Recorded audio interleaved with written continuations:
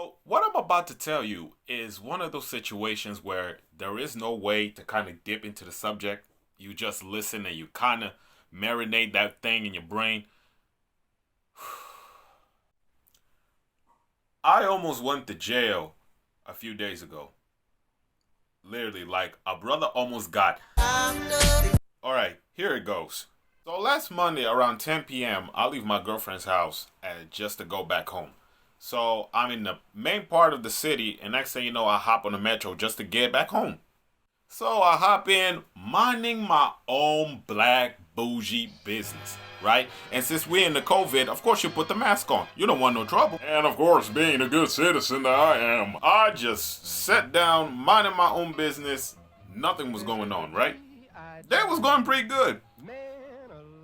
Until this salty ass little Dutchman walks in, right? And he just keeps inspecting who has a mask on and who doesn't. Like, he is the police. Do y'all remember Cogsworth's clock from Beauty and the Beast? That was exactly how it looked like. I'm not even kidding. Next thing you know, a brother gets in and he has half of the mask on.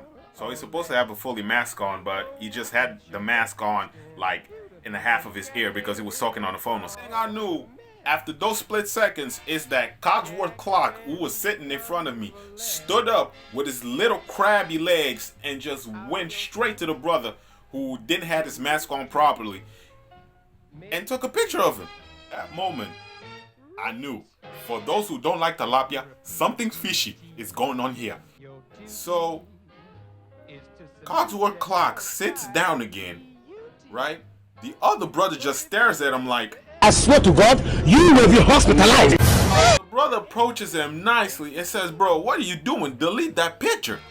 You could have just asked me nicely. Why did you just take a picture? It makes no sense. Yeah, because all of you are not following the law. And now I'm tired and I'm not doing this anymore. So I'm going to send this to the police. So all this verbal combustion is going on. And I think it was 6 people sitting around this whole situation, which was me. I think it was 4 other black people, and then it was 1 Dutch person. But the thing was, what Cogsworth did not expect was the Dutch person to defend the brother who didn't have this mask on properly. It was just like, I know what he did was wrong, but you didn't approach and ask nicely. You took a picture. You don't have the right to do that. And then, so that person left, and then there were 5 of us around this dude. And he says, I'm going to call the police. So he calls the police, and then he says this. Hello? Somebody doesn't have properly his mask on. I took a picture, but right now, these 5 people are ready to attack me. 5 people?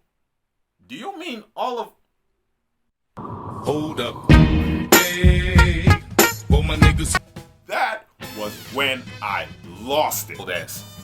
I was quiet, sitting down the whole time, minding my own business with my mask on, and then Cogsworth Clock looking ass, Inspector with no gadget looking ass, Santa Claus on welfare looking ass, had something to say. Mr. Krabby Patty at the bikini bottom is lost looking ass. What did I have to do with this? But you know what? Since you want to call the police, go ahead and call the police. As a matter of fact, call that everybody here is black. You might get a bonus point for that one. The funny thing was that nobody in that subway or metro, whatever you want to call it, was taking this seriously. People were literally dying on the floor of laughter. It was like a free comedy show. Oh yeah, did I forgot to tell you that actually the guy that was complaining about people not using masks was not even using his mask properly? So after all this BS, we step out of the metro because I reached the destination I had to go to. Let me remind you that it's almost 11 o'clock and I gotta wake up at 6 to go to work. Alright? And then there's like 8 cops just because of this little dummy. Guess who the cops pull out? Ding, ding, ding, ding. Yeah, right. So he pulls out, and then next thing you know, he looks at us, he listens to his story, and then he looks at our passport. He just looks at the dude and say, you know what? Just go home. There really is no moral to this story. I don't have to explain that this was racial, was it? But it didn't work out that well. All I'm saying is, if this guy's watching this, I hope you're chilling in the tub, full of water, with a radio thrown in it. Rest in peace, Chadwick.